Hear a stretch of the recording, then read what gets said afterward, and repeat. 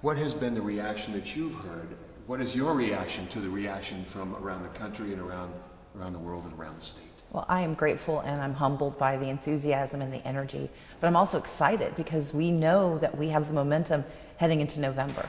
We have Democrats not only in the state of Georgia, but around the country who understand that our investment in the voices of Georgians led to a really strong and dramatic victory. Is historic the word that you understand and embrace because of what you've accomplished here? I appreciate the historic nature of my candidacy. I appreciate having the opportunity to be the first. But my mission is to make certain that we're changing the face of leadership for everyone so that we all think that our capacity is broader than we expected. As you look at who came out to vote, who was it who turned out to vote? Analyze your base, if you will. So what we know for now is we didn't have a base. We had a coalition that ran from North Georgia all the way to South Georgia. We won 153 of 159 counties. And in doing so, we demonstrated that we have a multiracial, multi-ethnic, urban, rural, and suburban coalition. We're excited about what that means going forward because our goal is to expand that coalition, to bring in every Democrat. Those who supported Stacey Evans, and I congratulate her on a very hard-fought race, but I want to make certain that everyone comes to the table, and any independent thinkers who know that progressive values are the right thing for Georgia, we want them to come along too.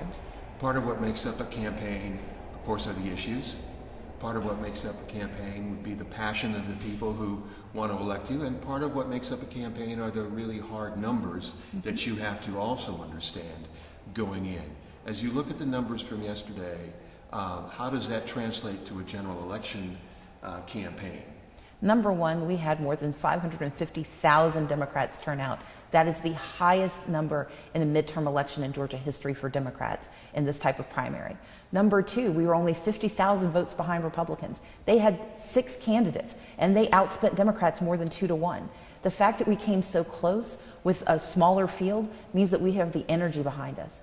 But the other piece that's so important is that we had a multi-ethnic coalition. We had an increase in Latinos, an increase in the Asian Pacific Islander community. And we had the coalition of the willing, folks willing to look for Georgia to be a different kind of state with the right kind of leadership. And you answered my next question is if you look at the split 52-48 for all those who voted for Republicans, all those who voted for Democrats, not just in the race for governor, but in a lot of the other statewide races as well. That 52-48 split kind of held across the state and across the different campaigns. How do you read that? I read that as an incredible sign for Georgia heading into November because we were outspent and we don't intend to be. We were focusing on a primary. We haven't had a chance to have the real statewide conversation for the next 6 months where we have a clear focus on the issues and the contrast. And by doing that, I believe that we have a very clear path to victory, and I look forward to engaging and expanding the electorate so that we can win in November.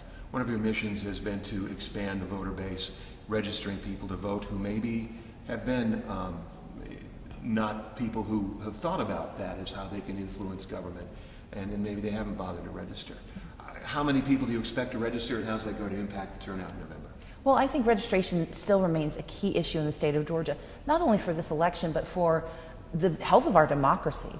And I'm proud of the work the New Georgia Project continues to do, even though I'm no longer part of the project. But our focus is also on those folks who have registered to vote who haven't had a candidate they felt comfortable voting for. And we have enough of those voters, plus those new registrants, that in coalition with our active Democrats, we have more than enough opportunity to win this election in November.